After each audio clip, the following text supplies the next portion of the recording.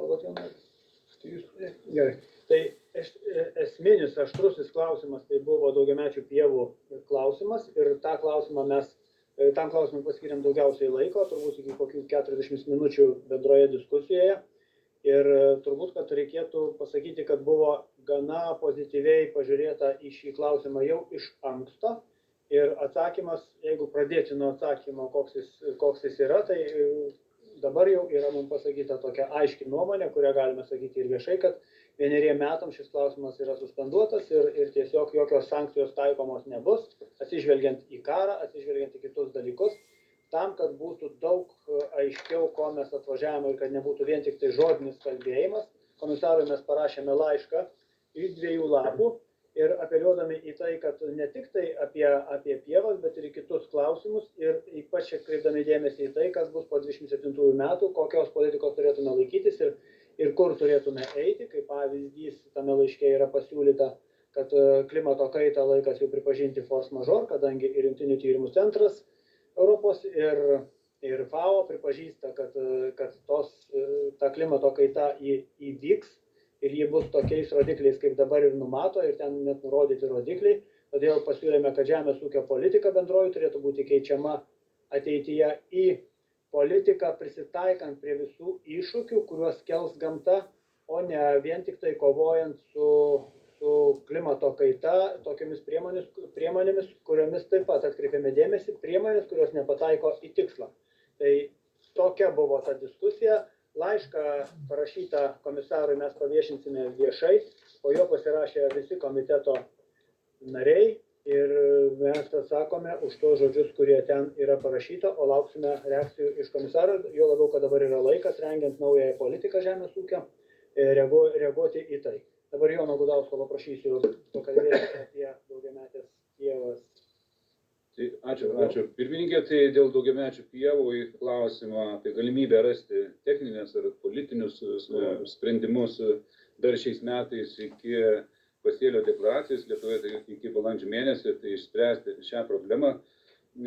Tai komisaro atsakymas buvo aiškus, kad yra Europos parlamento rinkimai ir galbūt jo vadovavimo komisijai dabar nepavyks, bet kad nukelti metus šią problemą, kad mūsų ministerijos atstovai galėtų pasiruošti statistiškai ir ūkininkai negautų sankcijų, tai toks jau sprendimas matyti ir bus greičiausiu metu priimtas ir jau čia dabar su ministerija turėtų būti.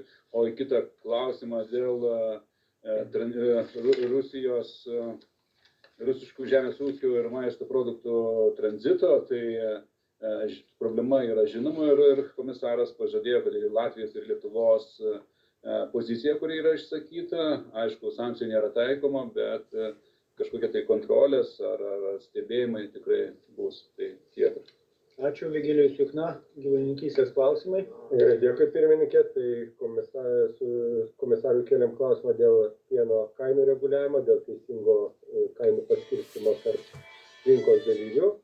Tai iš tiesų tą informaciją pateikėm, kad pieno sektorius iš tiesų iš krizės niekaip Lietuvoje neišeina. Ir iš tikrųjų tas mažėjimas tiek ūkių, tiek gyvulių yra ženklus.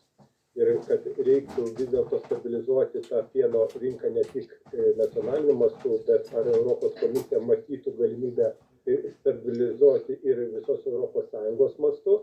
Na, komisaras aiškaus atsakymo apie kainų reguliavimo grandinę kol kas nepateikė.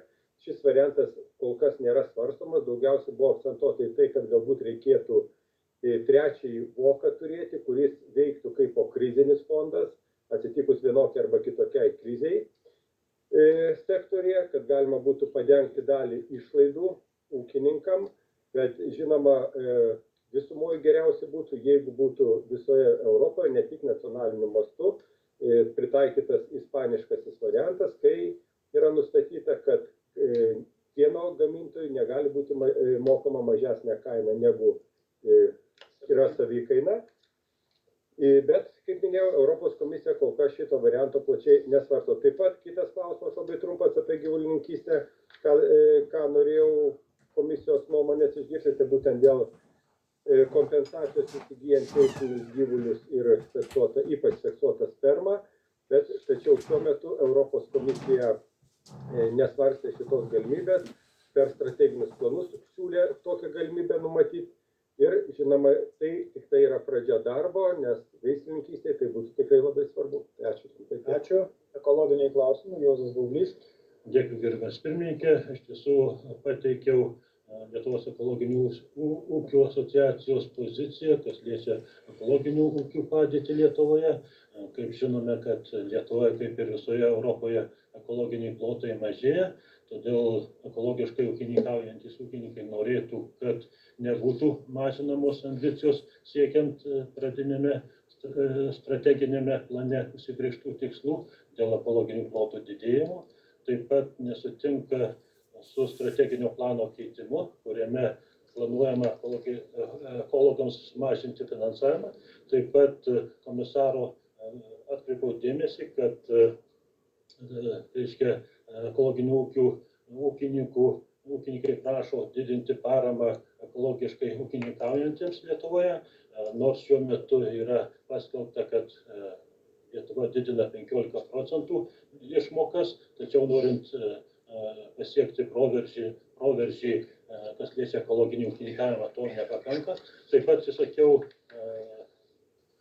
komisarui ir tokią nuomonę, kad tie, kurie ūkininkauja 5 ir daugiau metus ekologiškai, kad jiems nebūtų privalomi įsipareigojimai 5 metams, nes jeigu ekologiškai ūkininkauja 5 ar 10 metų, tai žemė yra jau pritaikyta ekologiškų produktų gamybai ir kam tie būtini privalomi 5 metų įsipareigojimai, ypatingai vyresni ūkininkai to nenori daryti, tai komisaras pažadėjo įsigilinti į šią problemą, pakalbėti su mūsų žemės ūkio ministru, kadangi tiek ekologinių išmokų dydžiai, tiek kiti klausimai priklauso nuo mūsų žemės ūkio ministro pozicijos, o kas liečia tų įsipareigojimas 5 metam, taip pat žadėjo pasigilinti ir atsakyti kitam susitikime. Ačiū. Kęstutis Mažeika, išmokų politika. Tai ačiū pirmininkė, tai tik nemažai laiko skyrėm ir tiesioginių išmokų klausimui. Turbūt tie, kas deklaruoja pasėlius ir domisi žemės ūkiu, supranta, kad Lietuva yra viena iš labiausiai nuskriaustųjų, kaip ir kitos Baltijos šalys. Ir per tuos metus akcentavome, kad vis tik 2,4 karto padidėjo vidutinis darbo užmokestis, čia kalbant apie neto. Taip pat ūkininkai turi konkuruoti bendroje ES rinkoje ir tos konkurencinės sąlygos yra labai netolygios. Tai akcentavome komisarui, kad vis tik prisijimti vienodus aplinkosauginius įsipareigojimus su kitomis šalimis. Lietuvos ūkininkams yra ypatingai didelis iššūkis ir privalomi GAP reikalavimai siekiant gauti bazinės išmokas iš tiesų yra tas iššūkis, kuris pakankamai tą konkurenciją iš tiesų daro dar labiau sudėtingą.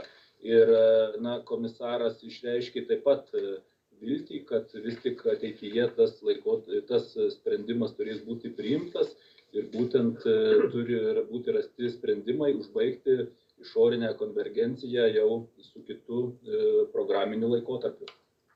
Papildysiu, kad buvo mūsų pasiūlymas, kad jeigu konvergencija neįvyksta, tai įsipareigojimai būtų procentaliai atitinkamai tokie patys. Taip, jeigu 15% mažesnės išmokos, 15% įsipareigojimų mažiau. Gerai, kolegos?